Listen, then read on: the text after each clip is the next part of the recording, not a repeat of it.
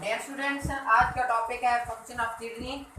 तो जो किडनी का मेन फंक्शन है वो यूरिन फॉर्मेशन है। यूरिन फॉर्मेशन का जो प्रोसेस है वो 3 स्टेप्स में कंप्लीट होता है। First step pressure filtration, second step selective reabsorption और थर्ड स्टेप है ट्यूबुलर सिक्रीशन। तो इन तीनों स्टेप्स को डिटेल के साथ पढ़ेंगे। सबसे पहला स्टेप है प्रेशर फिल्ट्रेशन।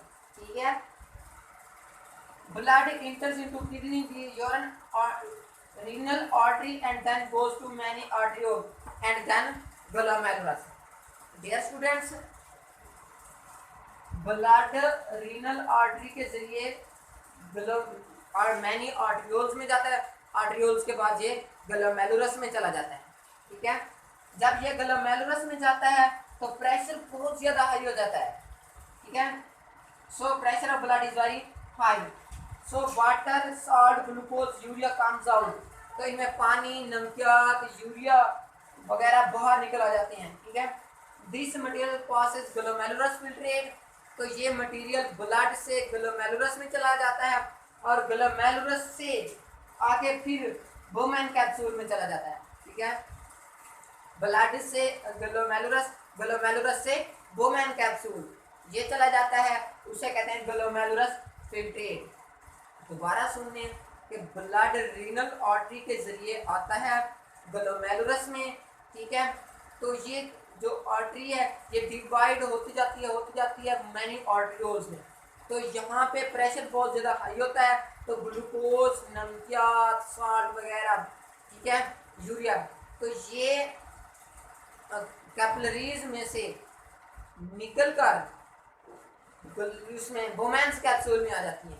ठीक है, तो इसे कहते हैं ग्लोमेरुलस फिल्ट्रेट। उसके बाद सेकंड स्टेप है सिलेक्टिव रीअब्जॉर्प्शन। सेकंड स्टेप है, ठीक है, 99% ग्लोमेरुलस फिल्ट्रेट रीअब्जॉर्ब। देखें, जो ग्लोमेरुलस फिल्ट्रेट प्रेशर फिल्ट्रेशन में बना था वो 99% दोबारा रीअब्जॉर्ब हो गया। वो कौन सा मेथड है जिससे ये 99% ग्लोमेरुलस फिल्ट्रेट रीअब्जॉर्ब हो गया? या स्टूडेंट्स, वो 3 मेथड हैं। उनमें एक ऑस्मोसिस है, दूसरा डिफ्यूजन है, तीसरा एक्टिव ट्रांसपोर्ट है जो दोबारा मटेरियल को ग्लोमेरुलस फिल्ट्रेट को रीअब्जॉर्ब कर देता है। अब ग्लूकोज रीअब्जॉर्ब है प्रॉक्सिमल ट्यूब्यूल। देखें, ग्लूकोज प्रॉक्सिमल ट्यूब्यूल के जरिए रीअब्जॉर्ब हो जाएगा। ठीक है, ये फर्स्ट ट्यूब्यूल्स है। उसके बाद एक डिसेंडिंग लिम्ब है, एक असेंडिंग लिम्ब है। ठीक है, डिसेंडिंग लिम्ब में पानी रीअब्जॉर्ब होगा। ठीक है, और असेंडिंग लिम्ब में सॉल्ट रीअब्जॉर्ब होगा। ये बहुत ज़्यादा एमसीक्यूज के तौर पे भी अक्सर पूछे जा सकती हैं कि डिसेंडिंग लिम्ब में कौन सी चीज़ रीअब्जॉर्ब होती है और असेंडिंग लिम्ब में कौन सी चीज़ रीअब्जॉर्ब होती है। तो dear students, point to be noted, ये बात आप याद रखें कि डिसेंडिंग लिम्ब में पानी रीअब्जॉर्ब होता है और असेंडिंग लिम्ब में सॉल्ट रीअब्जॉर्ब होती है। ठीक है, उसके बाद सॉल्ट रीअब्जॉर्ब है एक्टिव ट्रांसपोर्ट। जो सॉल्ट है ये एक्टिव ट्रांसपोर्ट के जरिए रीअब्जॉर्ब होंगे एंड वाटर ऑस्मोसिस, और जो पानी है ये बजरिया ऑस्मोसिस रीअब्जॉर्ब होंगे। ठीक है, उसके बाद ट्यूबुलर सिक्रीशन थर्ड स्टेप है। ठीक है, many ions, creatinine, urea secreted from blood to glomerulus filtrate in the renal tubule। अब कुछ ट्यूब्यूल्स ऐसी हैं, ठीक है, फॉर एग्जांपल रीनल ट्यूब्यूल, ये आयंस, क्रिएटिनाइन, यूरिया को सिक्रीट कर लेती हैं। अब इन सिक्रीशन का मेन मकसद ये है कि ये ब्लड की पीएच को मेंटेन करती हैं। ठीक है, अब ब्लड की पीएच कितनी होती है? 7.35 टू 7.45। ये इस ब्लड की पीएच को मेंटेन करने के लिए ये चीज़ें रीअब्जॉर्ब की जाती हैं। अब ये जो फाइनल स्टेप है ट्यूबुलर सिक्रीशन है।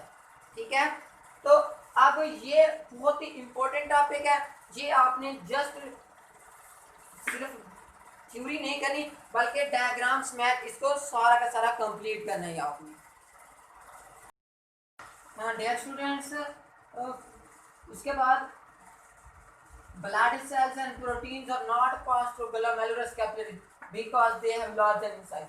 क्योंकि जो प्रोटीन्स हैं या ब्लड सेल्स हैं, जिनमें रेड ब्लड सेल्स हैं, वाइट ब्लड सेल्स हैं या प्लेटलेट्स हैं, वो ग्लोमेरुलस फिल्ट्रेट से इसलिए नहीं पास होते क्योंकि वो थोड़े से बड़े होते हैं, लार्जर इन साइज होते हैं। उसके बाद final stage only 1% urine is formed, यानी कि तीनों स्टेप से गुजरने के बाद जितनी भी फिल्ट्रेशन हुई, ठीक है, सिलेक्टिव रीअब्जॉर्प्शन हुई, ट्यूबुलर सिक्रीशन हुई, उनमें से सिर्फ 1% यूरिन फॉर्म होता है। इसके अलावा जितना भी पानी है, ग्लूकोज आयंस वगैरह है, वो रीअब्जॉर्ब हो जाते हैं अगेन बॉडी के अंदर।